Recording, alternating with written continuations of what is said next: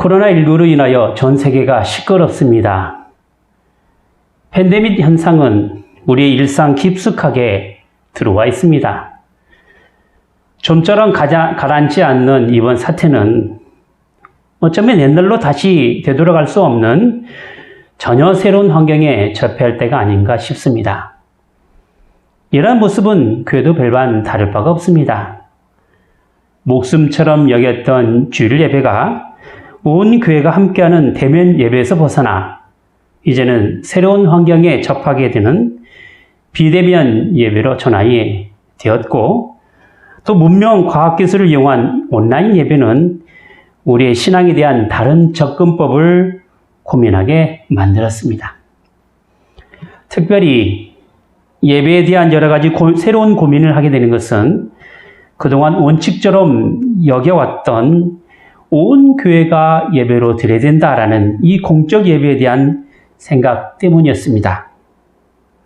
우리는 이러한 예배에 대해서 단지 사회적인 지금의 현상 때문에 혹은 세상 정보가 요구하는 것 때문에 그렇게 따라가야 된다라는 그런 논리가 아니라 과연 성경에서 말하고 있는 예배에 대한 본질적인 문제에 대해서 접근해야 되지 않을까 싶습니다. 오늘 말씀은 예수님께서 사마리 여인과 대화를 주고받는 내용으로 이루어져 있습니다. 과연 여인의 질문은 무엇이었습니까? 어디서 예배를 드려야 맞습니까? 라는 그 질문을 하죠. 이것은 예배를 드리는 장소의 문제로만 이야기하고자 하는 것은 아니었습니다. 예배에 대한 방법론적인 질문을 하고 있는 것입니다. 어디서 드리며 어떤 방법으로 해야만이 올바른 예배가 될 수 있느냐? 그것이었지요. 솔직히 사마리아 여인은 예배에 대한 소중한 마음은 있었습니다. 그런데 이 소중한 예배에 대하여 왜 예배가 그렇게 소중한지에 대한 근본적인 질문을 한 것이 아니라 어떤 식으로 하는 것이 과연 맞는 예배가 되느냐 하는 것이었지요.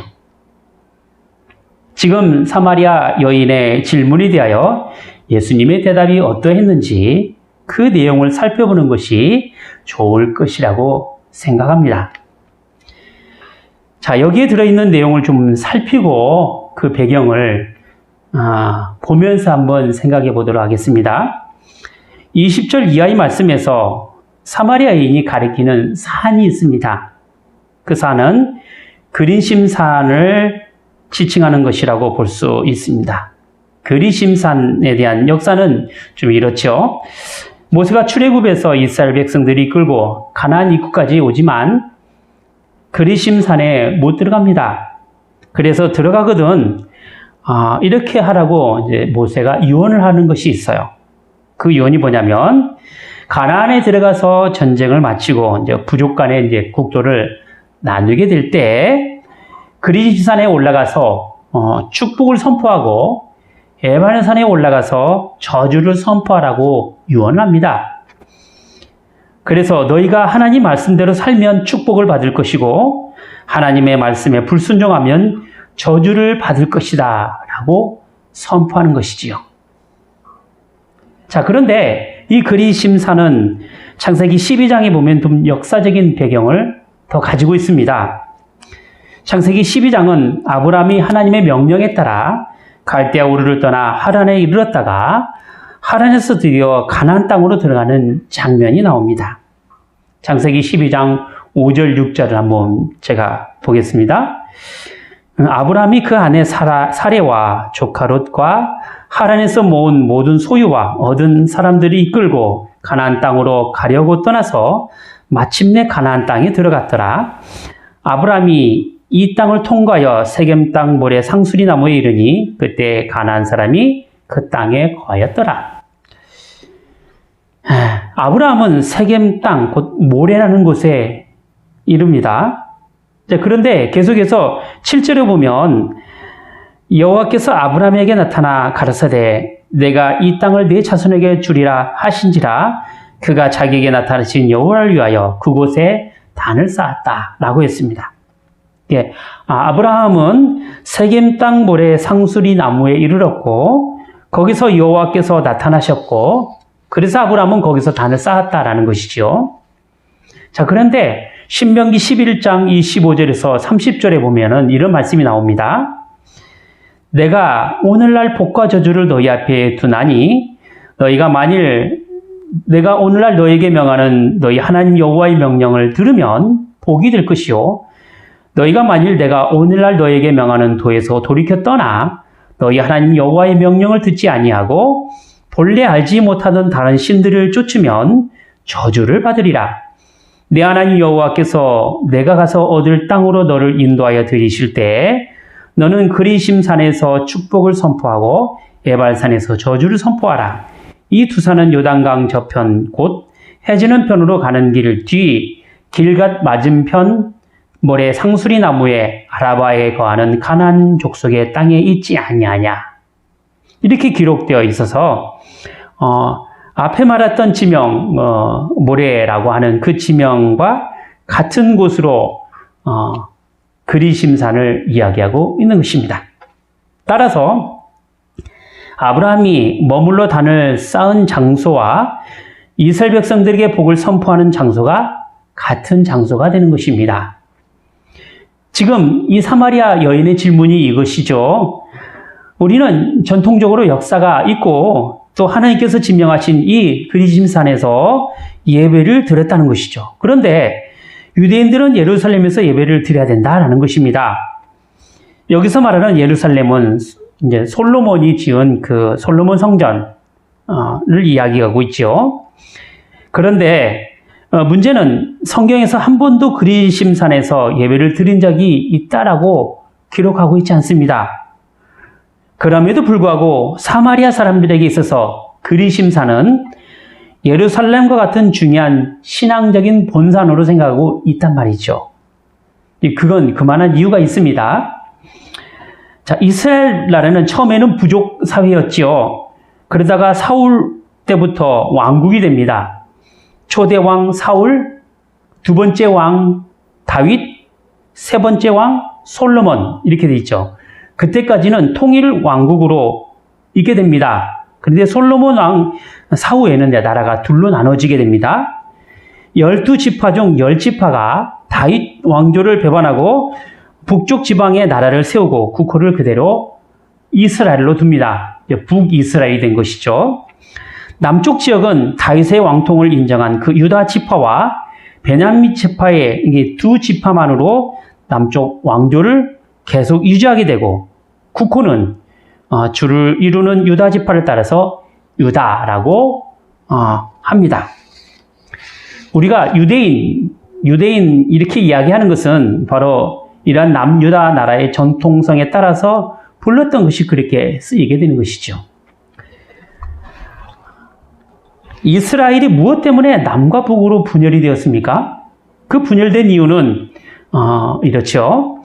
솔로몬이 궁전을 짓느라고 이스라엘의 경제는 압박을 받고 있었으므로 민심이 사실 그렇게 좋지는 않았습니다.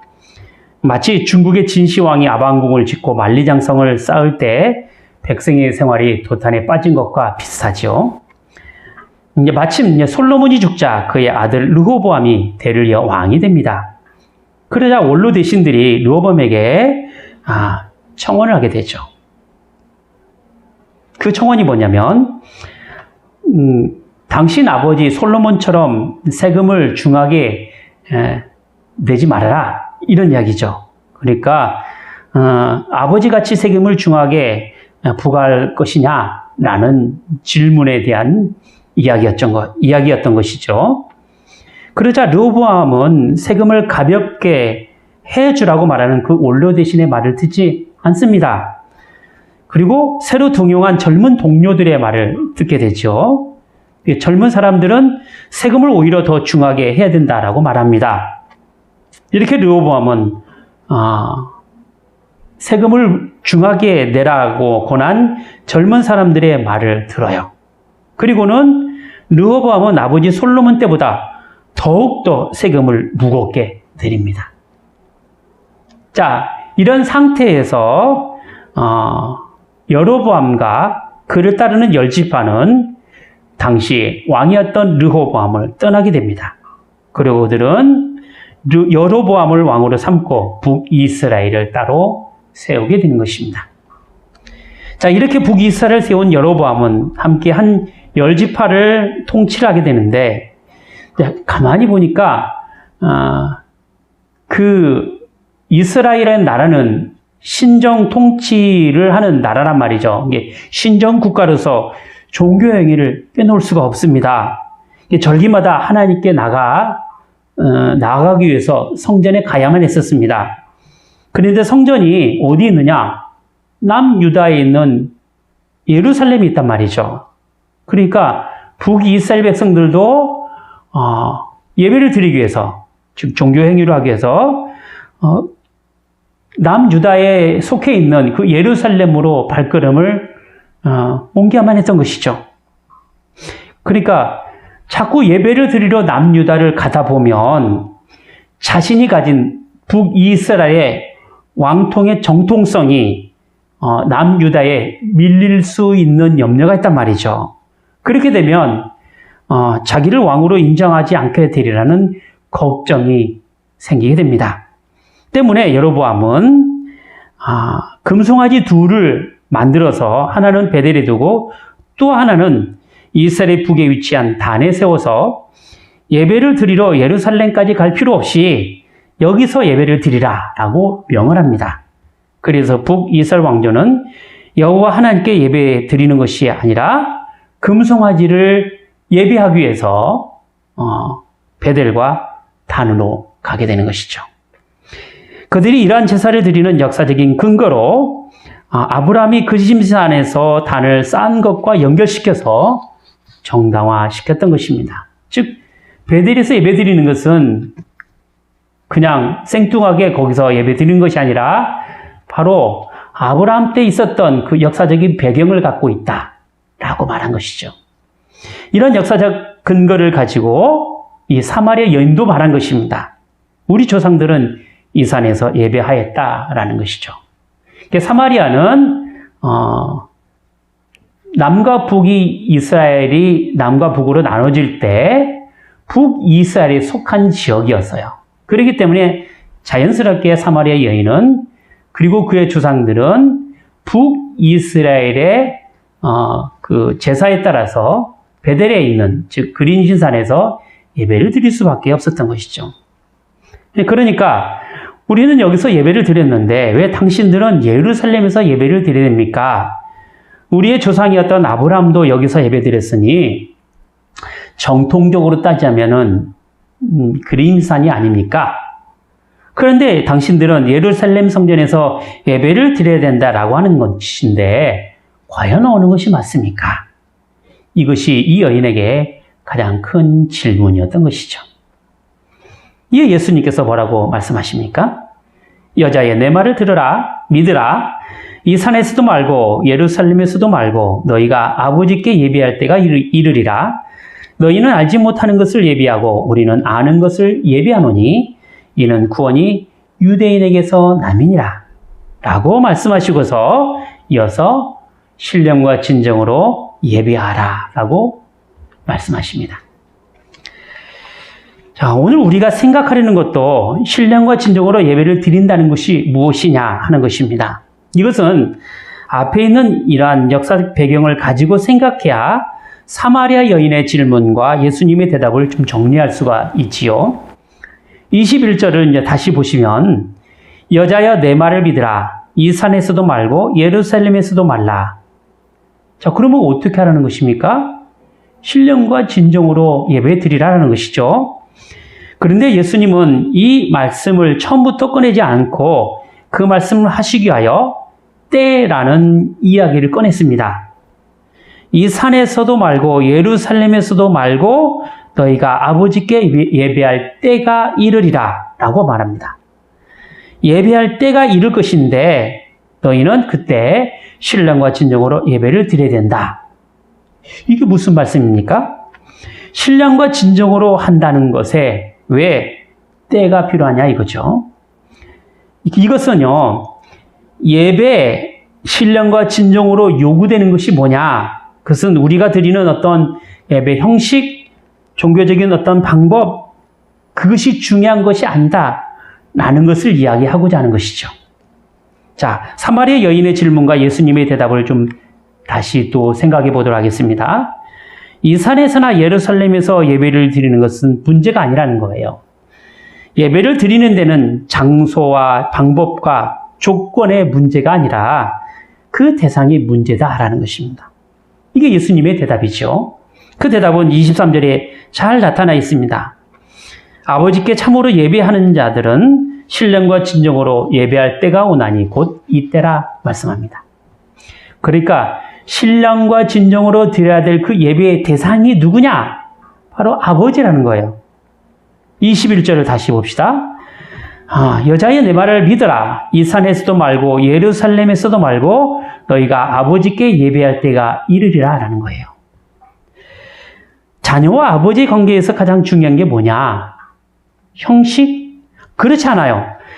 자녀가 아버지에 대한 올바른 태도는 아버지에 대한 마땅한 자녀의 대접입니다. 우리가 하나님을 아버지라고 부를 때에는 아버지에 대한 우리의 마땅한 대접을 하는 데서부터 나오는 것이죠. 이것은 육신의 부모 앞에 자녀가 취할 태도는 효로서 나타나는 것이고, 그리고 일반 국민들이 나라에 대해서 말할 때에는 이제 충이라고 말할 수 있는 것이죠. 따라서 예배란 아버지를 알고 아버지께 마땅한 대접을 하는 것이죠. 신령과 진정이란 말이 바로 그 의미가 있다라고 말할 수 있을 것입니다. 우리가 하나님께 예배를 드린다라고 말할 때에는 하나님을 아버지로 인식하며 아버지께 영광과 경배를 바로 드리고 있느냐로 참된 예배냐 아니냐를 가리는 것이지, 어떤 형식과 어떤 방법이나 어떤 장소로 하느냐라는 것은 문제가 안 된다라는 것입니다. 하나님은 우리에게 어떤 분이십니까? 하나님이 우리의 아버지가 되십니다. 우리의 아버지라는 것은 단지 권위만 있고 우리에게 필요한 물질적인 부분을 충족시키는 분으로 생각하는 것보다는 오히려 아버지란 존재는 자녀에 대한 사랑이 있고 그에 대한 성품이 있고, 그리고 자녀와 절대 끊을 수 없는 가족적인 분위기가 배어있는 그 아버지를 두고 말하는 것입니다. 그 아버지께 예배를 드리는 것이죠.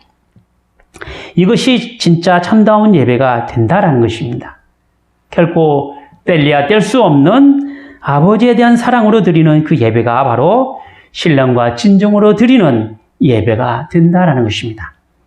우리는 이러한 예배를 예수 그리스도를 통하여 알게 되었고, 예수님께서는 중보자의 위치에서 하나님께 향한 예배가 가능할 수 있도록 우리를 하나님께 소개시켜 주신 것이고, 이제는 하나님께 담대하게 나아갈 수 있게 된 것입니다. 말하자면 우리가 드리는 예배에서 신령과 진정으로 드릴 수 있는 가장 큰 조건이 무엇이냐 하면 예수 그리스도로 말미암아 하나님이 누구신 줄을 우리가 아는 것입니다. 그는 우리를 사랑하시는 분이십니다. 오늘도 우리를 지켜주시는 분이십니다. 우리가 가진 죄로 인하여 안타까워하시는 분이시고 그분의 사랑으로 죄에서 우리를 구원하신 분이십니다. 죄로부터 구원을 받았다라는 그 신앙의 반응이 우리에게 있기 이전에는 결코 우리가 신령과 진정으로 하나님께 예배할 수가 없는 것입니다. 그런 차원에서 볼 때 신령과 진정으로 드리는 예배다라고 말하는 것은 성경이 언제나 요구하는 계명 중에서 가장 큰 계명을 나타내는 것이죠. 너희는 목숨을 다하고 뜻을 다하고 성품을 다하여 주 너의 하나님을 사랑하라. 신령과 진정으로 드리는 예배는 다른 것이 아니라 하나님을 사랑하는 행위입니다. 그러므로 우리가 예배로 드릴 때는 그 예배가 하나님께 향하여 하나님이 어떠한 분이신지에 대하여 알 뿐만 아니라 하나님께 향한 우리의 믿음과 감격과 우리의 진심을 가지고 자기 자신을 하나님께 향하여 드리고 있는지를 점검해 볼 줄 알아야 할 것입니다. 하나님께서 인간이 누구신 줄은 가장 잘 압니다. 왜요? 직접 하나님께서 우리를 만드셨기 때문에 그렇습니다. 그리고요, 그 다음에는요, 어떻습니까? 우리가 하나님을 알아야 될 거 아닙니까? 문제는요, 하나님이 우리를 아는 것처럼 우리가 하나님을 잘 알지 못한다는 데 문제가 있어요. 보세요. 아브라함은 세겜 땅 모레라는 곳, 그쪽, 말은 그리심산에서 단을 쌓았죠. 그리고 이스라엘 백성은 모세를 통하여 출애굽을 하고 시나산에서 율법을 받고 예루살렘에 성전을 지었습니다. 그러니까, 역사적, 전통적인 면에서 그리심산도 예배 장소가 될 수 있고요. 그리고, 또 이제 이스라엘 백성들이 예루살렘의 성전을 짓는 것으로 통하여 예루살렘에서도 예배를 드릴 수 있는 장소가 됩니다. 그런데요, 그렇게 전통성을 가지고 또 역사적 근거를 가지고 예배를 드림에도 불구하고 그들은 나라를 나눴습니다. 단 위에는 금송아지를 올려놓고요. 그것을 가리켜 이는 너희를 애굽에서 인도하여 낸 너희 하나님 여호와로라 라고 했단 말이죠. 이것은 하나님을 믿는 것이 아니란 말이죠. 하나님을 믿는다고 말하고서는 다른 것을 믿는 것입니다. 금송아지에 대한 숭배는 이스라엘 백성들이 광야 생활을 할 때부터 나타났습니다. 모세가 시내산에서 십계명과 율법을 받기 위해 40일 동안 금식을 하고 있을 때 산 밑에는 기다리되 지친 백성들이 금송아지를 만들어 놓고 칭하기를 이는 너희를 애굽 땅에서 인도하여 낸 너희 하나님 여호와도다 이렇게 말씀합니다. 그때도 하나님이라고 그랬단 말이죠. 무엇을요? 금송아지를 하나님이라고 지칭했습니다. 이것은요, 인간이 처음에 종교성을 가지고 있을 때 어떠한 모양으로 가지고 있느냐 하면 인격적인 대상으로 가지지 않는다라는 사실을 우리에게 이야기하고 있습니다. 하나님과의 인격적인 만남을 위한 신앙을 갖는 것이 아니라는 거죠. 자기의 유익을 위한 수단으로 종교를 취하는 것입니다. 이것이 이제 말하자면은 종교, 즉 하나님을 향한 그 신앙을 갖기 이전에 종교적인 생각에서 나오는 것입니다. 그래서 인간이 처음으로 종교성을 가질 때는 자기 최면을 가진다라고 말합니다. 자기 손으로 신을 만들죠. 자신이 그리고 또 자신이 생각해왔던 그러한 신적 개념을 가지게 됩니다. 그리고 그 신적인 형상에다가 대고 경배를 하는 것이죠. 참으로 인간이 이렇게 어리석습니다. 자기 손으로 만든 것에 고개를 숙일 만큼 영적인 문제에 대해서 어리석다라는 것이죠. 여러분, 절에 가면 불상이 있죠.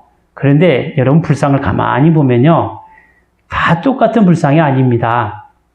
여러 가지 각기 다른 형상으로 만들어진 불상이 있단 말이죠. 그러니까 그들이 섬기는 신이 한 형상으로 되어 있는 것이 아니다라는 거예요. 왜요?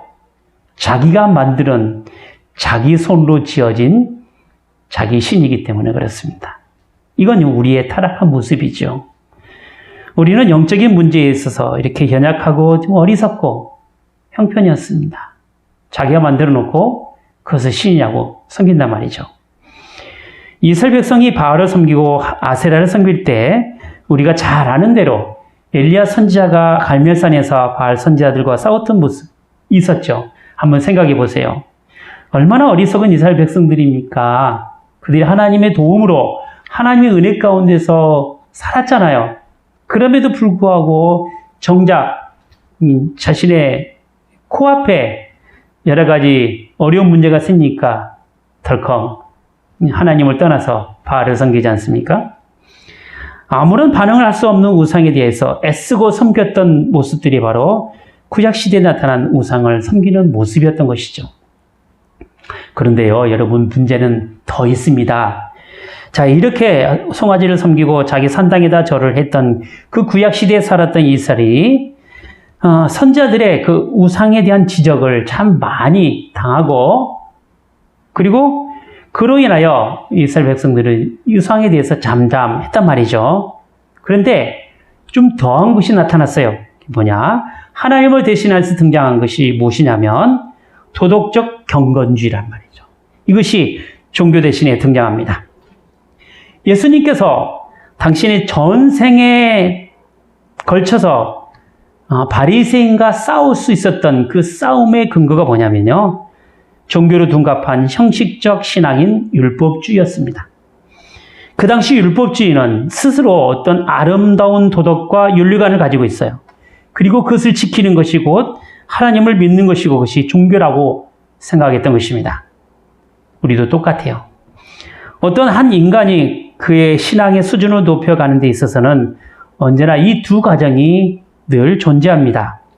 하나는 하나님을 대신하는 우상 숭배의 모습이 있고요. 그리고 또 하나는요, 종교 형식으로 만족함을 얻으려는 것, 이 두 가지입니다. 우리가 이 두 가지의 과정을 건너가야만이 또 극복해야만이 올바르게 하나님께 예배할 수 있는 것이죠. 하나님을 대신하는 그 어떤 것도 신앙으로 용납할 수 없어야 합니다. 하나님과 세상은 동시에 섬길 수 있는 것이 아니란 말이죠. 그리고 도덕적 만족을 위한 우리 신앙적 행위도 극복해야만 합니다. 우리가 신앙하는 것은 세상을 위한 것도 아니고 또 자기 자신을 위한 것도 아닙니다. 결국 하나님을 위한 신앙의 자리까지 나아가야만 합니다. 우리의 신앙이 어디까지 극복해야 되느냐 하면 신령과 진정으로 예배하는 그 자리까지 가야 됩니다. 하나님이 창조주이시라는 사실을 우리가 믿는 것이죠. 그리고 또한 그런 하나님이 나의 하나님이라는 그 인식과 또 그런 하나님을 만나는 그 만남이 있어야 합니다. 그것이 바로 하나님을 아느냐 모르느냐의 싸움인 것이죠. 자, 그렇다면 우리는 이런 질문을 던질 수밖에 없습니다. 자, 그러면 신앙은 형식도 필요가 없는 것입니까? 모이는 교회도 필요가 없는 것이겠네요. 그렇다면 아무데나 앉아서 혼자 예배로 드리는 것이 낫지 않겠습니까? 요새 말로 하자면은 인터넷에 설교가 쏟아져 나오는데 굳이 교회당에 나와서 설교를 드릴 필요가 있습니까? 가만히 집에 편히 앉아서 좋은 목사님 설교 드리면 되겠지요. 그런 거죠. 자, 그런데요. 솔직하게 말한다면요. 우리는요. 어떤 형식이나 또 교회 건물 혹은 예배로 모이는 여러 가지 문제에 대해서 아까 말한 대로 좀 자유로워지게 되면요. 제대로 된 신앙의 모습을 지켜내기가 참 어려워진다라는 것입니다. 사람이 앉아있으면 눕고 싶고요.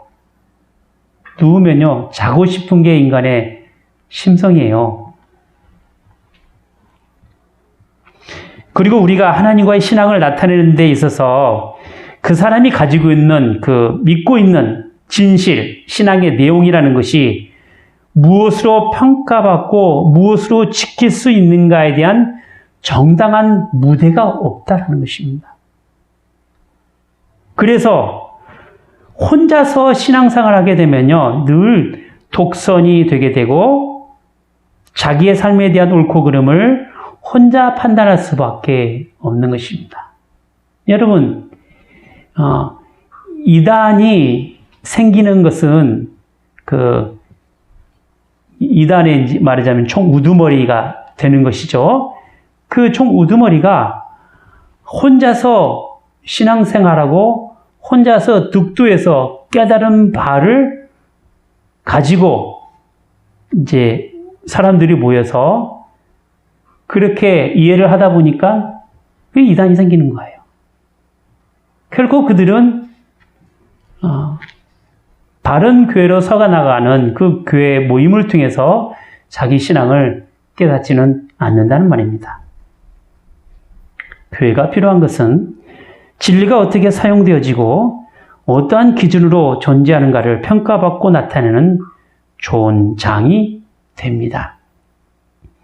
자신이 하나님의 생명이 있는가에 대한 사실을 그 생명을 가진 자들과 함께 하나님의 생명을 나누는 그 삶을 통하여 자꾸 교회 경험을 하게 되는 것이죠.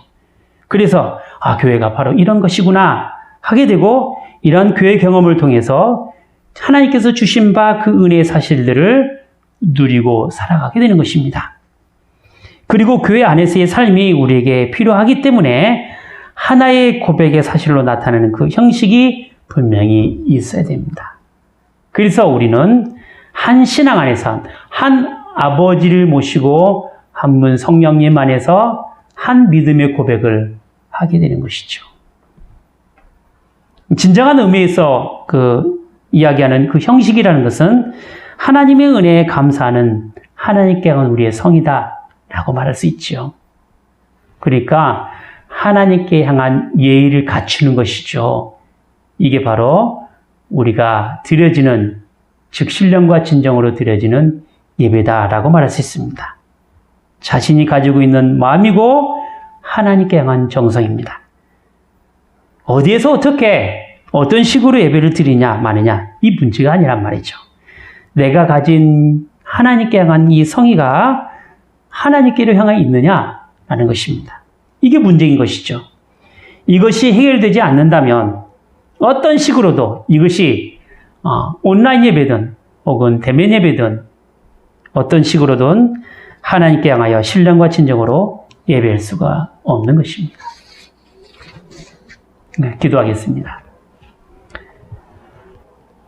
거룩하신 하나님 아버지, 저희가 하나님을 알고 또 하나님을 믿고 있다고 하지만 정작 저희는 하나님의 사랑을 하나님께서 저희를 사랑하시는 만큼 알지 못하옵나이다.